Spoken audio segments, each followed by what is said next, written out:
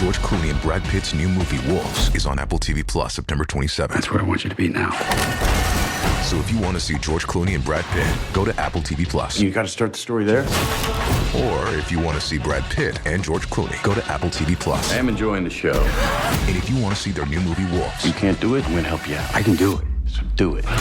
definitely go to Apple TV Plus. Admit it, it's cool. Okay, fine, it was very cool. Wolves, streaming September 27th on Apple TV Plus. Rated R. This episode is brought to you by Honda. When you test drive the all-new Prologue EV, there's a lot that can impress you about it. There's the class-leading passenger space, the clean, thoughtful design, and the intuitive technology. But out of everything, what you'll really love most is that it's a Honda. Visit honda.com/EV to see offers.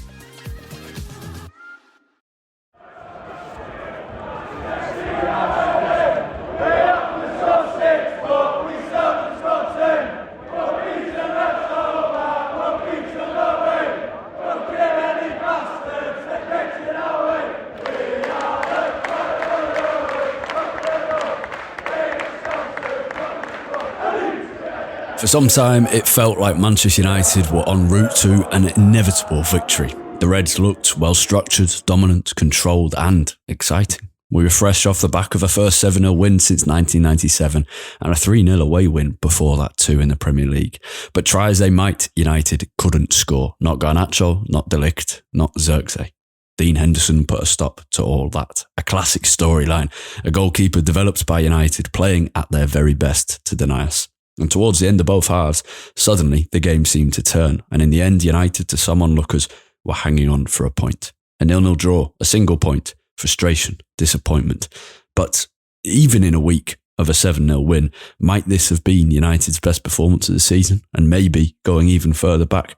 Well, that's the question. A very warm welcome to the Manchester United Weekly Podcast with me, Harry Robinson. My regular co-host Jack Tate is away this week, so a shortened episode with me, but you'll hear a little from Erik ten Hag's press conference. I'll play guest supplier, not for points on this occasion, just for pride, although you can take the points in Jack's absence, and I'll talk to you about Lifeblood, the documentary series I've been presenting and producing for MUTV, going behind the scenes at the Academy. The newest film was out, stars Kobbie Mainoo in it, and many others. It's about how the Academy develops people, not just players. And I'll play you a few clips from key moments. Plus, the Women's Super League is back and United returned in style as well. A 3-0 win over West Ham at Old Trafford. Let's begin, first of all, at Crystal Palace.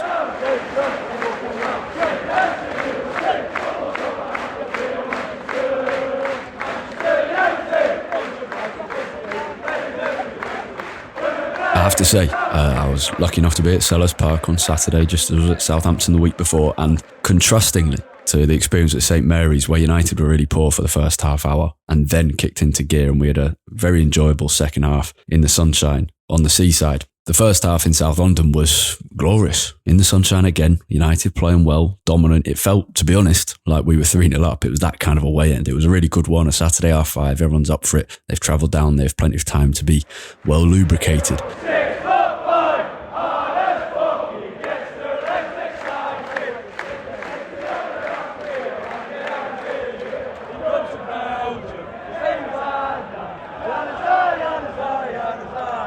It really felt like we're 3-0 up, and we should have been at least. I saw Peter Schmeichel, weirdly enough, I've just been looking and reading something saying that United had no style and no substance in this game. To me, couldn't be further from the truth. First half in isolation for now, we'll come on to the rest. It really felt like one of our best performances. It was controlled, we won the ball back well. A couple of nervy minutes towards the end of the half, which is a concern. We allowed that cut back to Eberechi Eze, but generally we were varied in how we attacked, controlled. Xerxes and Bruno were swapping positions well. It's the first time for a long time, I think, particularly under Ten Hag, that I've seen United that well structured in both attack and defence. Eventually, Palace responded as all teams do in games in the second half and made United look worse, and they were better. But that structure in the first half is worth looking at. Mazraoui became part of a back three alongside Martinez and De Ligt, who Martinez's crazy challenger side, which, I mean, personally, I think he probably should have been sent off for. It was reckless. That's a strong defence. United now have 3 clean sheets from the opening 6 games. Only Liverpool have a better defensive record in regards to that so far. So Mazraoui became part of the back three alongside those two, whereas Diogo Dalot, starting at left back, went into midfield. And sometimes it's been too fluid. So Mazraoui and Dalot, or whoever the fullbacks are, even going back to last season, both would be free to join midfield, and both would be free to join the back three in it. And it seemed like it was meant to be one or the other each time, but that's a lot easier for miscommunication to happen.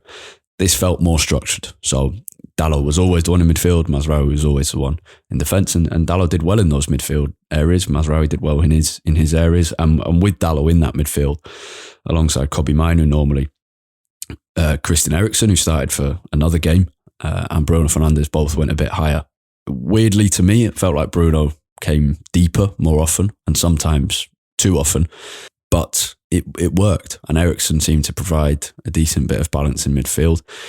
It's the same thing we said last week when I was talking with Jack, that United under Ten Hag at the moment, and for a lot of the time, but particularly at the moment, look different to other top teams in football. If he can pull it off, it could not only be really successful, but I think potentially more entertaining than the way that City and Arsenal play. But it needs very talented, very confident players who really understand the system. And as a result, that needs really good management, not just by the manager in terms of the system, but also by the club overall in terms of that confidence and comfort. We'll see if that can happen. This was, to me, despite the scoreline, felt like a good sign. And this was what Erik ten Hag said post-match. Are you happy the way things are? No, when we have a start, the performance is good, but score that we are not happy. We are disappointed with the score. That's clear. But I know one thing for sure in football: it's a long way to go. And when you play in the quality we now deliver, the points will come, the goals will come. So then the points will come. Is he right? At the moment, it feels like very fragile progress that United are having at the moment. Look, it's been a good 8 days. That first 8 days after the international break, a good confidence boosting away win at Southampton, then the perfect midweek cup tie, something we've not done in a decade really. Just absolutely thrashed a lesser team. We've often made hard work of that, but beating Barnsley 7-0 and it could have been more is great. Some squad rotation, even Anthony getting a goal, even if it's from the penalty spot, is positive, just in case we need him in future games. And then a decent performance, but not the result. And because of that, and because of what we saw in the first half an hour at Southampton, which was really concerning, it still feels pretty fragile. And United will need to do this for, as we said after the Southampton game, a lot more often and better still. And they'll need to get results. It's possible in 5 months or 3 months or even a month, we'll look back on this Palace game and see it as what it feels like right now to me. Certainly, probably from an optimistic point of view, which is a really good performance where we just couldn't quite get the goal. And it dropped off, certainly, and we'll come on to that. It's also possible that we'll look at this week as times we played a poor Southampton team. I do think they're a poor side, obviously a lesser Barnsley team. And Palace, it's hard to tell. They didn't play their best game in the first half and improved afterwards, and we very easily could have lost ourselves were it not for a fantastic double save from Andre Onana. So we're going to have to wait and see, I think. So that's why it feels like fragile progress. But I think Ten Hag is right that United are playing very well, and the stats do seem to back it up. United have the third most expected goals in the league, behind only City and Liverpool. We've got the third most big chances in the league, behind Villa and Liverpool. We've had 19 big chances so far in the Premier League. We've missed, you can maybe be able to guess, but it still surprised me, 17 of them, 17 of 19. That's not good. It's not something to celebrate, but it's better than being outright bad. And it gives you some confidence that that improvement in results will come as well as performances. And if we go back less than a month, I was not pessimistic, but disheartened, seriously disheartened after the Liverpool game, and less confident than I've been for a long time about Ten Hag's ability to get this team playing to the best of its abilities. That has changed with these first 3 games after September international break. It does. It feels better, and this, I do think, to go for the big question I teased in the intro, I think this was United's best performance of the season, even though we drew. And I think it was our best for quite a long time.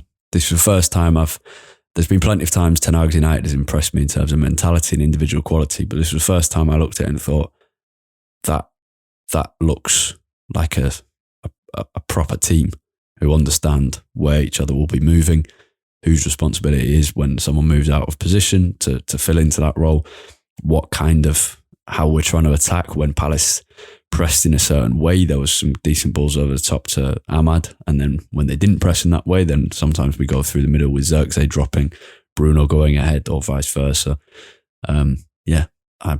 It felt really positive to me. Now, guess the player, normally me and Jack would go up against each other.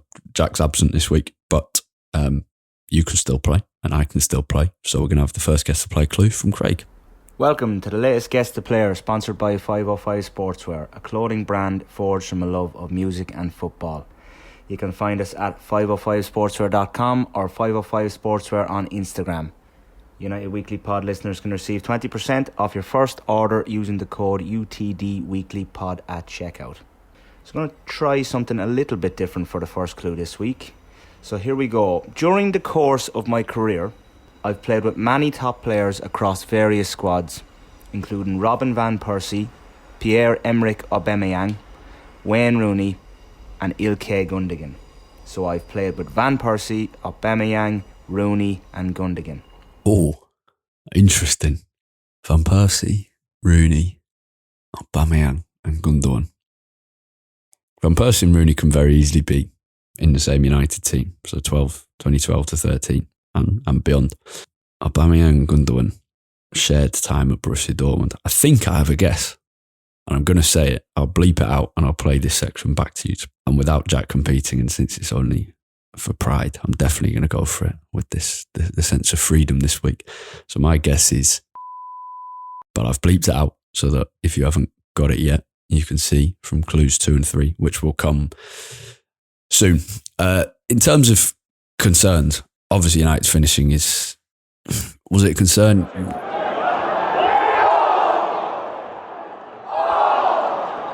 From set pieces, Xerxes should have scored, De Ligt should have scored, but there were brilliant saves from Dean Henderson, and I think it's well publicised that his departure from United was not as sweet as it could have been.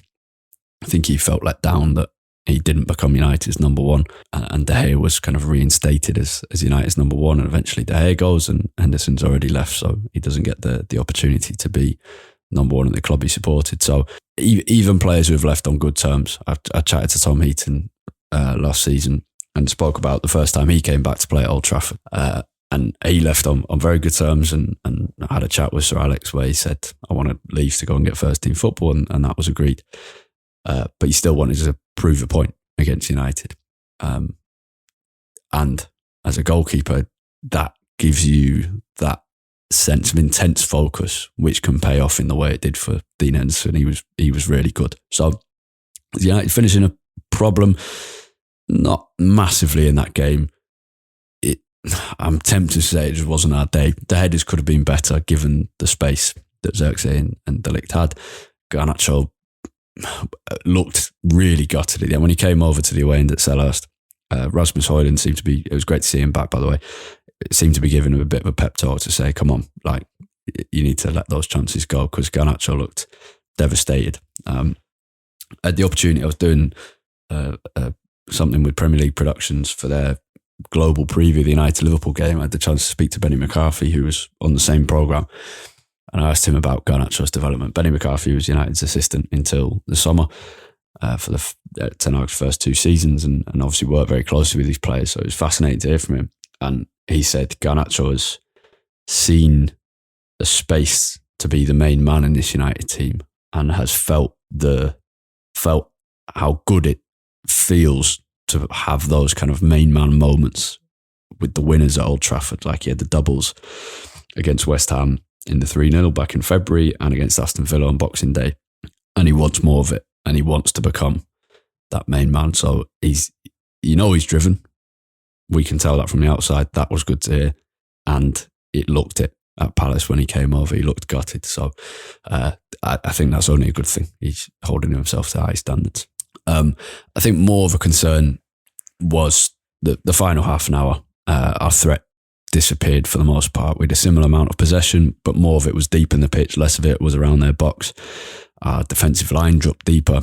And in the end, after all that positivity, we didn't really look like scoring as it came to a close. And that leaves a bit of an impression, I think, as you walk away from the ground, that you've lost that intense quality of the first half and instead been left with a slightly sour taste. And I think it's cause for concern because what seemed so well structured and so well thought through, actually after Ten Hag made the subs that he thought would make an impact, that actually seemed to make us look worse.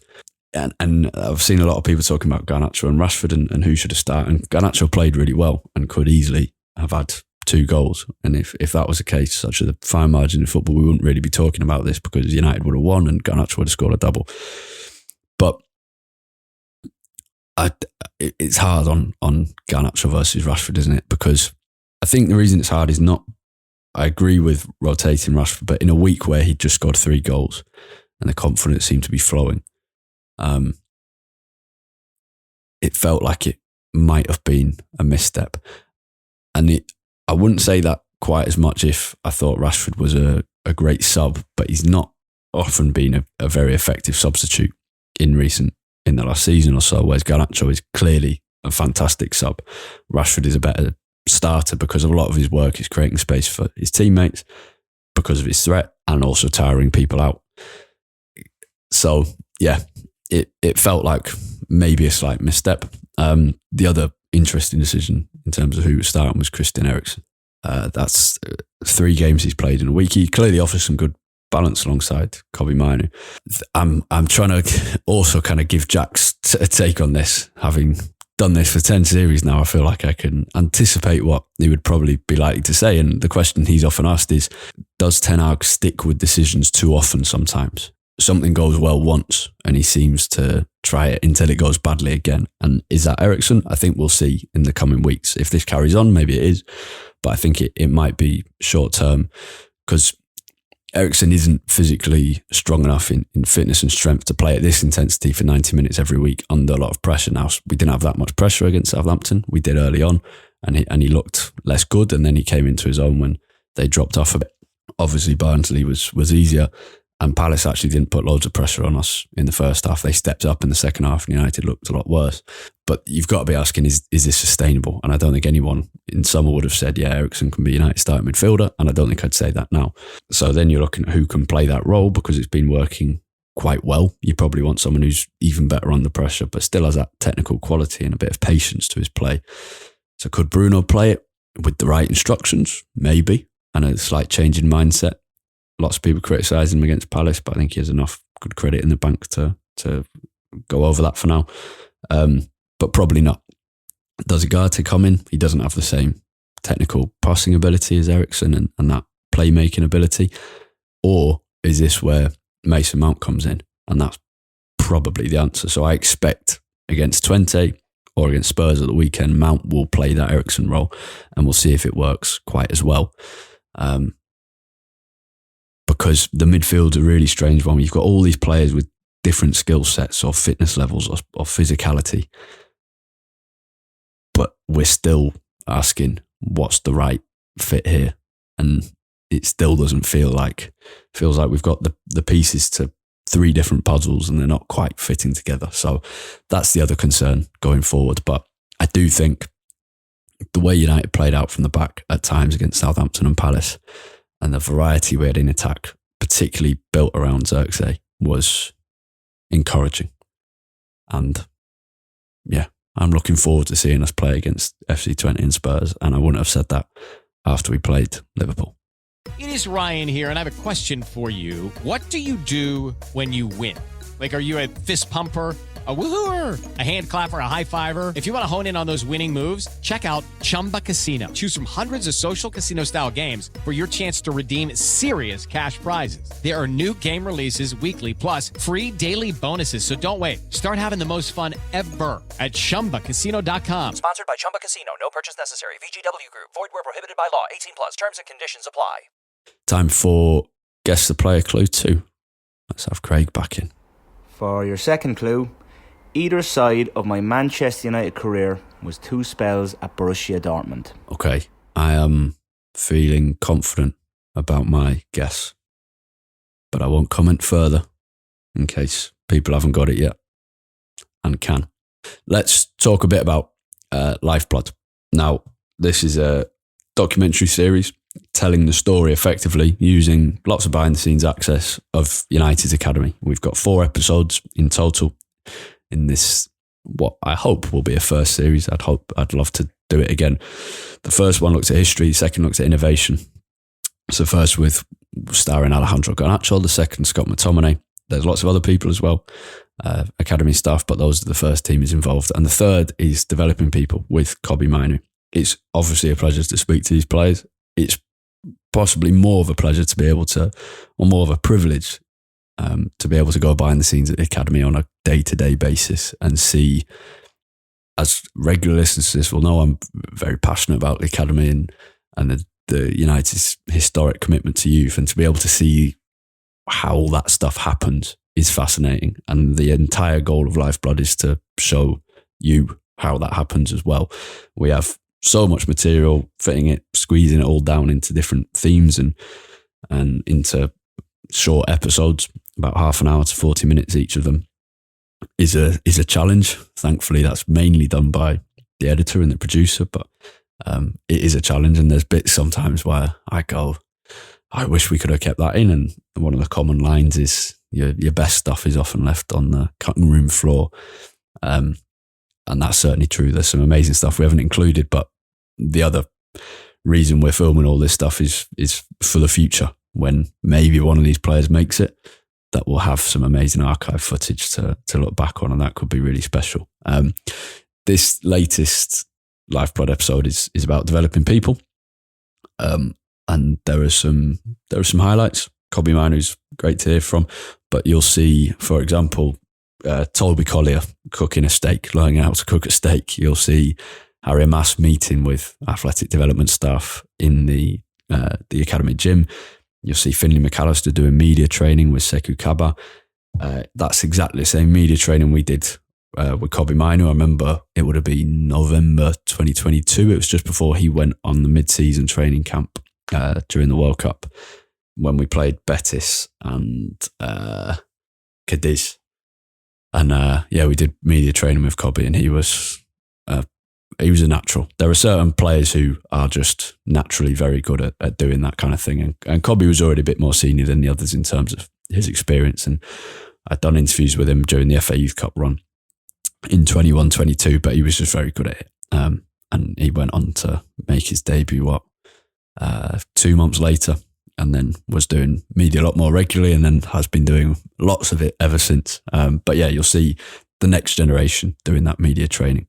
You'll hear from Tony Whelan, this great academy figure who played for United in the 60s, giving out the historic club blazer to the next generation. This is a little clip of that. This blazer is very special. I'm wearing it. The original one is the sort of the. You see the first team players walking around with it. You see, obviously, some like Busby, Jimmy Murphy, but not too many people wore it, and it was like gold dust. You wanted it. You wanted to get that blazer. You'll get to hear from an academy parent to hear what that experience is like. Another great thing about United is they want you to try and take that player on. They want you to take the extra touch. They want you to play a ridiculous pass, and it's just a great way to try and bring the best out of you, because you're not going to get berated from the sidelines off your coach if you make a mistake. And you'll see how the players not just learn how to cook, but also are taught things like safe driving, how to handle their finances, Kobbie speaks about, and social media as well. So for you guys, you are wearing one of the most famous and most recognisable badges in the world, and you've earned that. So it wasn't given to you, but earned it by your skill and talent, and that is incredible and an amazing achievement. But with it comes different responsibilities than your friends. And the cooking section is pretty fun. It was very funny watching them all learn how to cook a steak with United's club chef and nutritionist, and we had a good moment. Probably will get an alarm, but I'll back you. It's quite thin, yeah, perfect.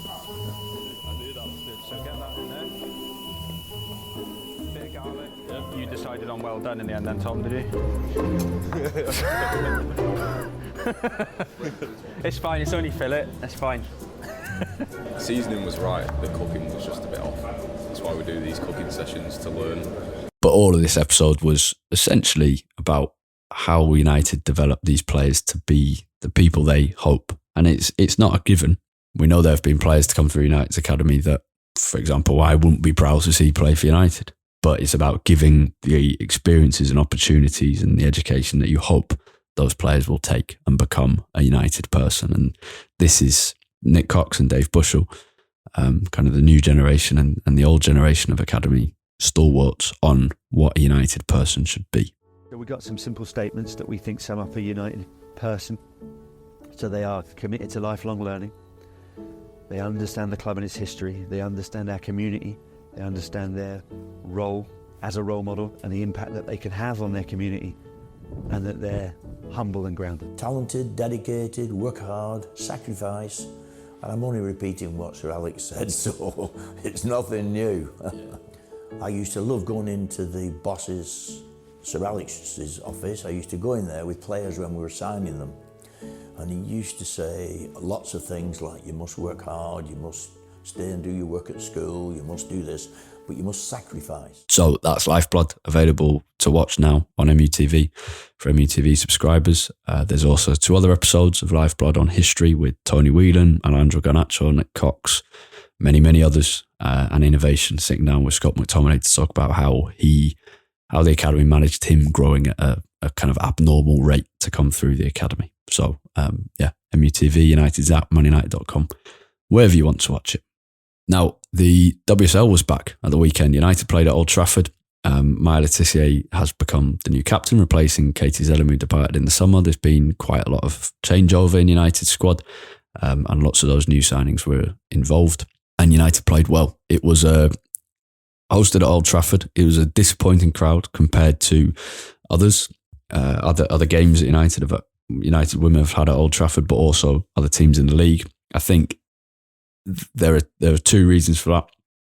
One is it's not a tournament summer, so a lot of those big crowds we've seen have come off the back of the Lionesses' success in 2022 and in 2023, reaching the World Cup final in 23 and reaching the Euros final, winning the Euros in 2022. So there's a slight difference in terms of having that kind of hype around women's football.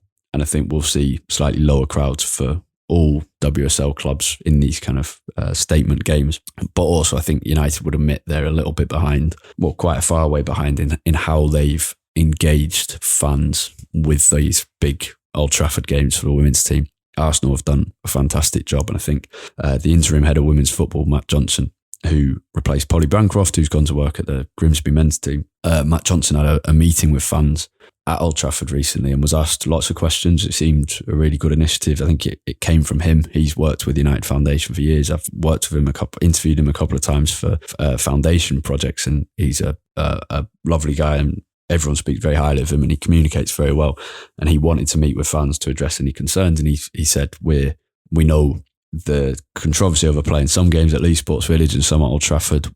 We want to do what's best for the team and the fans, and we're aware that we're a bit behind Arsenal, and that's our goal. They had a 40,000 crowd at the weekend, for example, and they have really engaged the local support, men, women, kids, also like local influencers to build that hype around it, and United have been less good at that. So it's something the club are obviously hoping to improve. But as for the team's performance, it was very good. 3-0 against West Ham. Goals from Gazer, Leah Galton and Grace Clinton, the young player of the year last season, who was on loan at Tottenham Hotspur and has returned to United and scored on a United debut. So fantastic for her, and she will likely be the new poster girl of that team. Ella Toone is still there, Millie Turner is still there, but Mary Earps has gone, Ona Bache and Alessia Russo went the season before, and Katie Zelem has gone. So Grace Clinton is probably the kind of new star of this United women's team, and yeah, let's see how they do over the next few weeks. The next match is away at Everton. Let's have the final guest to play clue. Your final clue: I am the only player from Japan to represent the Manchester United men's team. And I'll run it straight into the answer. And your answer is actually a player I had on the back of the home shirt for the David Moyes season. The less said about that, the better. is Mr. Shinji Kagawa. And here is my guess after clue 1, just to prove it. So my guess is Shinji Kagawa. So that would be 3 points to me, but with Jack away, I'm playing only for pride. But if you got it after 1, very well done. 3 points to you. You can add that to your tally. And me and Jack will just have to do some catching up. And yeah, Shinji Kagawa, I also had him. I actually had him on the back of the away kit, the white one with the red trim that Robin Van Persie scored the hat-trick in away at Southampton. I had Kagawa on the back of that lovely kit, and I was very excited about watching Kagawa play. But I think I had that in Sir Alex's final season. And the next year, I had Phil Jones. Me and my brother have traditionally been very bad when we were kids for getting players who would then basically not play the entire season. And that was part of that run. Anyway, thank you very much for listening. I hope you've enjoyed, despite Jack's absence this week. And FC20 on Wednesday, I'm looking forward to that game. And I'm looking forward to Spurs at the weekend. And we'll be back after the Tottenham game to review both of those. But until then, I hope you have a fantastic week. Enjoy both games. Goodbye.